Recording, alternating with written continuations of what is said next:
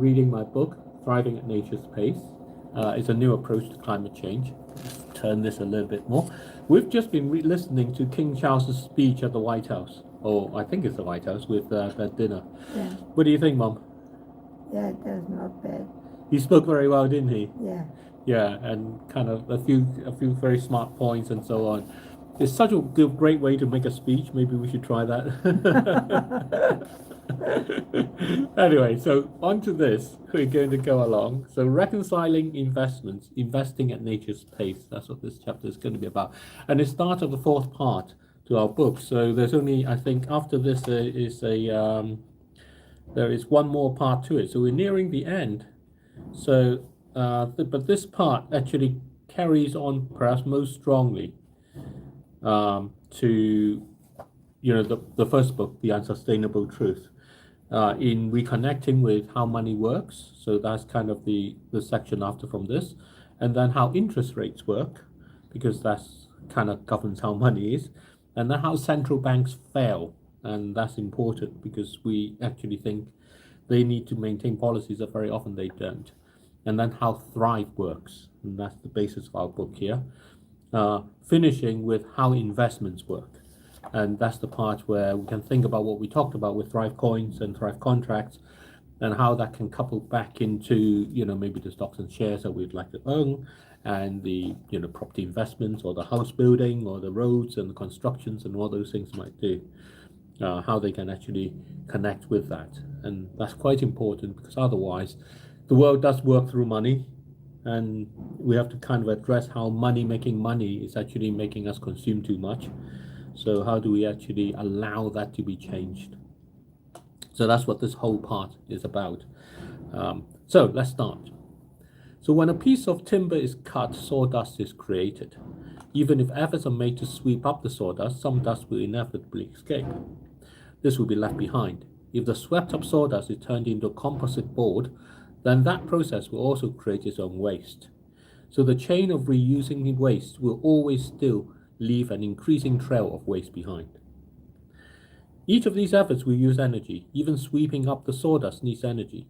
The more fastidiously the waste is swept, the more energy is needed. Unfortunately, each time energy is used to do something, some energy is wasted. Unlike sawdust, this wasted energy cannot be swept up to be used again. It becomes lost as heat. It is this heat that is trapped by greenhouse gases to cause climate change. Nature has over millions of years evolved a pace to cope with the heat that is naturally generated.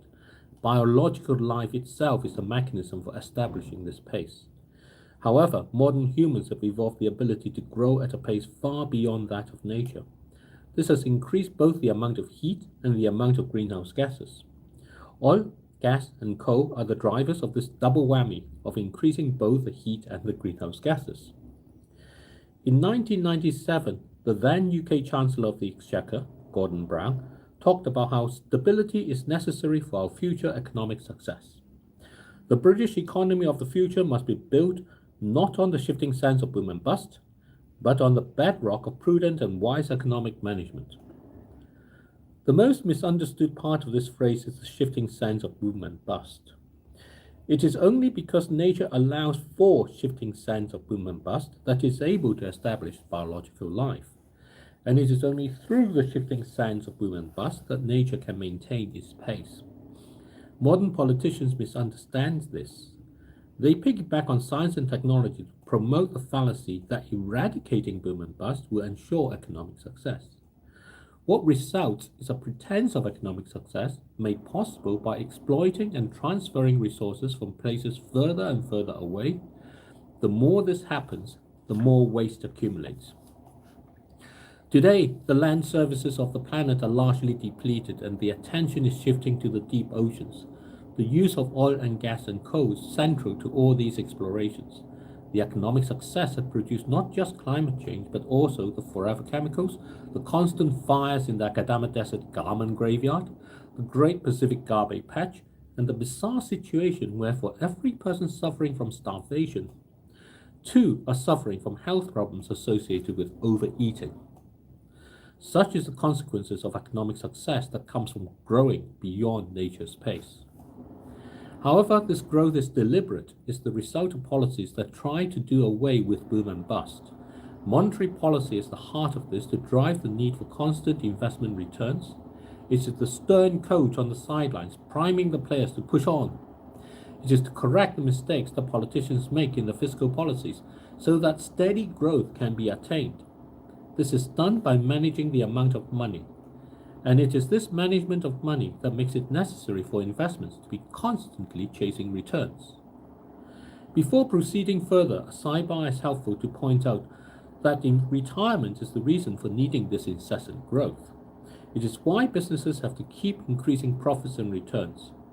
Retirees live off the profits, and the young person's investing in a pension needs the returns. To understand how investments can be reconciled with nature's pace, it is necessary to appreciate how money and interest rates, the essential tools of monetary policy, work.